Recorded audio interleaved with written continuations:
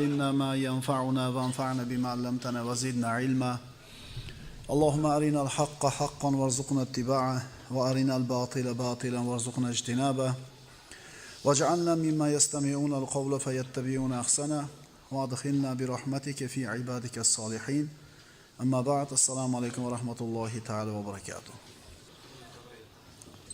Tazkiyatun nafs, nafsni poklashlik darslarida bugun ikkinchisi.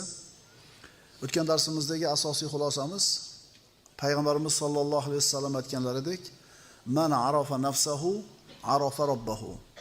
Kim o'zini nafsini tanisa, Robbisini taniydi.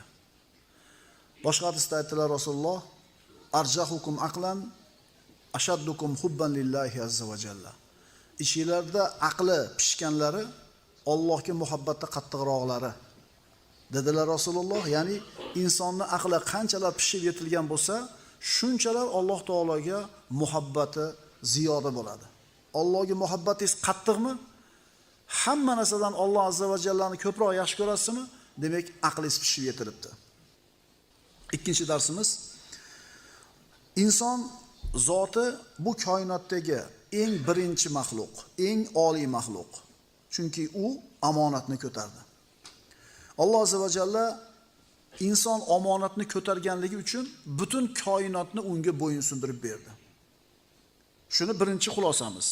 Inson yer yuzidagi mana shu borliqdagi birinchi maxluq, eng oliy maxluq. Nima uchun? Chunki u omonatni ko'tardi.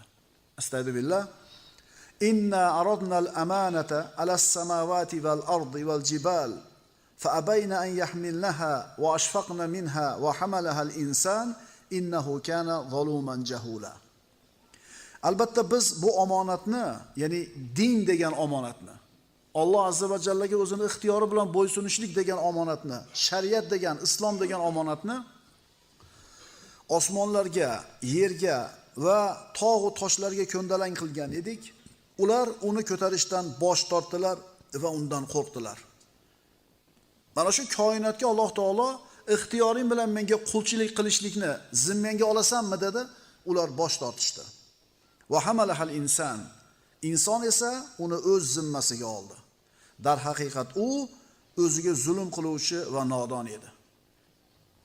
Mana shu omonatni ixtiyorimiz bilan Alloh taologa qulchilik qilamiz degan omonatni inson zoti zimmasiga olganligi uchun inson bu borliqdagi birinchi o'rindagi eng oliy maxluq bo'ladi.